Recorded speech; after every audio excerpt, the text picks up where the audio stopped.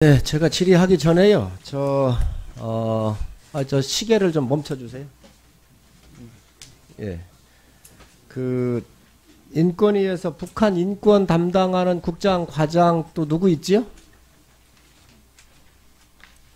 지금 북한 인권과는 예, 북한 인권 담당하고 있는 국장, 과장. 심상동 국장님. 국장님 또 그 밑에는 또 누가 있어요? 과장과 팀장이 있습니다. 같이 왔습니까, 지금? 과장만 왔습니다. 그럼 과장님하고 국장님 쪽에 좀 서주시고요. 제가 좀 물어볼 게 있으니까. 국장님 이쪽으로 서주세요. 잘 안 보이니까요. 이쪽으로, 예, 이쪽 바란대로 좀 서주시면 좋겠습니다.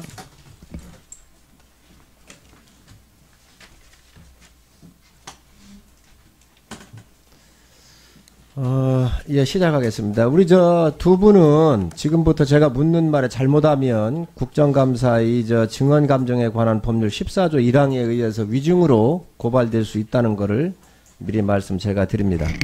우리 국장님하고 과장님, 최근 인권위원장으로부터 북한 인권에 대한 업무를 중단하라고는 지시를 받은 적 있습니까? 없습니까? 없습니다. 우리 과장님 있습니까? 없습니까? 없습니다. 확실합니까? 예. 그러면 북한 인권에 대해서 어떤 업무 지침을 받은 적 있습니까? 없습니까? 예, 없습니다. 북한 인권에 대해서 어떤 것도 위원장이 와서 관여한 적이 없습니까? 적극적으로 하라. 아니면 하지 마라. 북한 인권에 대해서는 손 떼라. 라고 지시를 받은 적 있습니까? 없습니까? 예, 그런 지시가 없으셨고요. 사실은 이제 위원장님 오시기 전에 북한 인권 업무도 이미 그 연초에 계획을 하고 있었기 때문에 그 계획대로 수행을 하고 있습니다. 그럼 업무 중단에 대한 지시 받은 게 없다. 그러면 가이드라인에 대해서 위원장의 지시를 받은 적이 있습니까? 없습니까? 없습니다. 우리 과장님도 없습니까?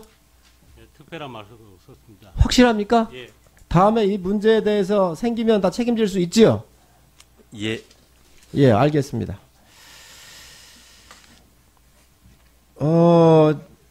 인권위원장님. 네. 북한 인권에 대해서 인권위원장으로서 네네. 분명한 인권 침해에 대해서 목소리를 내실 준비가 돼 있습니까? 안 돼 있습니까? 내실 겁니까? 안 내실 겁니까?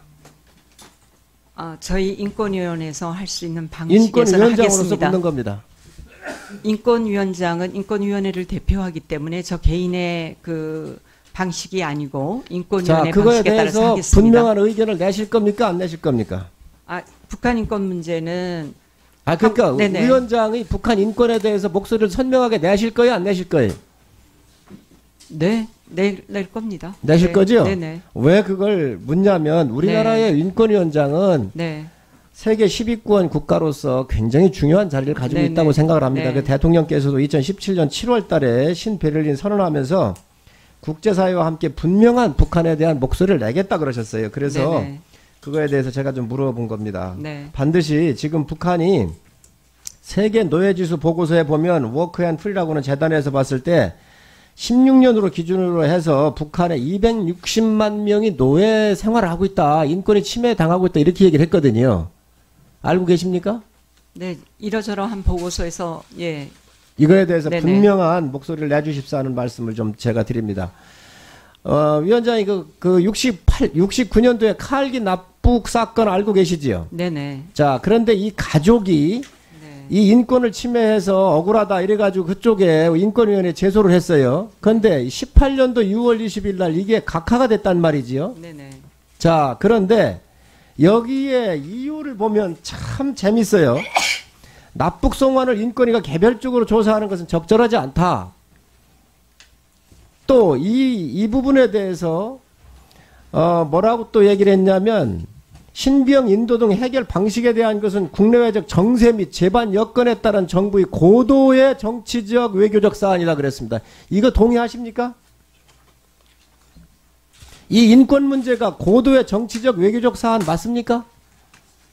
제가 없을 때 나왔던 입장이었습니다. 그러셔도 네. 대답을 하셔야 됩니다. 기관장이시기 때문에. 이거에 대해서 동의하십니까? 고도의 정치적 외교적 사안입니까?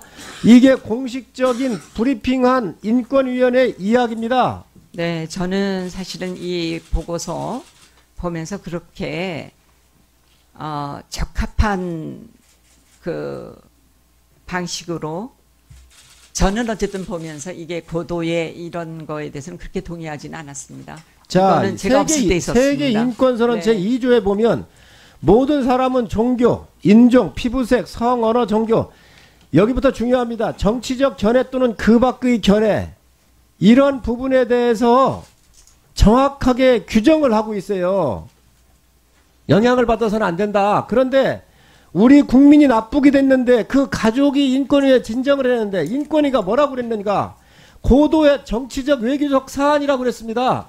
이게 있을 수 있는 일이라고 생각하십니까? 이거 다시 조사하실 겁니까? 안 하실 겁니까? 이거 다시 조사는 어려울 겁니다. 이미 여기에서는 각하 처리를 됐으면 이게 다시 오지는 않는 방식으로 있습니다. 그래서 제가 다시 이거를 올릴 수는 없고요. 그리고 위원님이 무엇을 말씀하시는지 제가 잘 알겠습니다. 네. 재조사가 전공인데 왜 그걸 못해요? 네? 이 정부가 재조사가 전공이란 말이에요. 옛날 거 잘못됐으면 다시 해야지요. 네, 근데 인권위에서는 각하된 거는 할 수가 없도록 되어 있습니다. 네네.